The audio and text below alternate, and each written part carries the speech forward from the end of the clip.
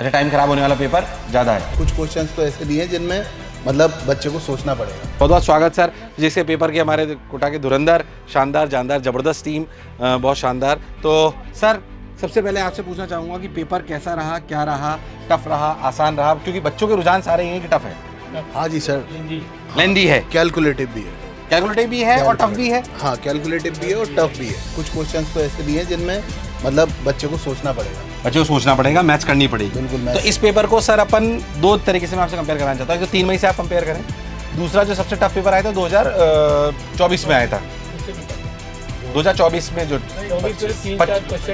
हाँ, जिसमें वो डेटा वाला आया था 2024 में आया था, 25 में आया था, 24 में 2025 का टफ था, 2024 का तो वो 720 वाला करेक्ट, 2025 का करेक्ट, सही बिल्कुल। पिछले साल वाला जो अपना पेपर था वो टफ था, 25 से टफ है।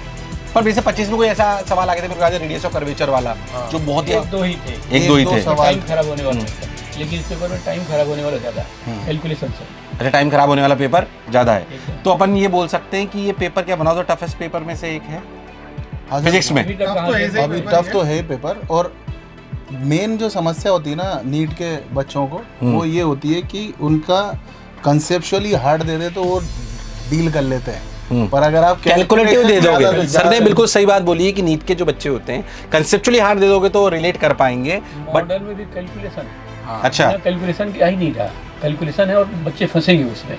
अच्छा, कोई सवाल ऐसा सर जो आपको लगा हो कि मतलब गलत है या बोनस है, कोई ऐसा लगा पूरा पेपर करने पर? वो एक क्वेश्चन है सर, 5th नंबर का क्वेश्चन है, इलेक्ट्रोमैग्नेटिक वेव वाला। हाँ, थोड़ा सा उसमें जो है आंसर जो है एक तो लैम्डा पूछा है। अच्छा, उस लैम्डा का आंसर 100 आ रहा है, पर उसमें जो है इनकरेक्ट बताना, उसमें 300 दे रखा है।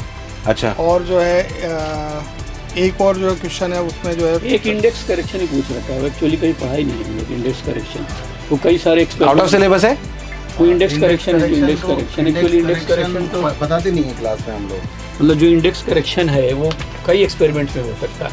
अच्छा, इंडेक्स करेक्शन कई एक्सपेरिमेंट में हो सकता है, सही बात बोल रहे हैं आप बिल्कुल, करेक्ट। तो उसमें कंफ्यूजन है, पर अपने आंसर तो दे दिए सारों के, अब इंडेक्स करेक्शन को रोक रखा है। तो उसमें अपन थोड़ी और चर्चा करके अपन देंगे, क्योंकि उसमें मतलब कई एक्सपेरिमेंट लिस्ट कर रखा है। अच्छा, तो अपने भी देखना पड़ेगा किसमें है, उसमें रिफ्रैक्टिव इंडेक्स का भी है, वेलोसिटी ऑफ साउंड का भी है। अच्छा, इन्होंने सिर्फ ऑप्टिकल बेंच वाला पकड़ लिया है बस। मेरे को लगता है कि रिफ्रैक्टिव इंडेक्स से इंडेक्स आप ले लिया हो, बट इंडेक्स करेक्शन बाकी जगह भी हो सकता है, सभी एक्सपेरिमेंट्स में हो सकता है।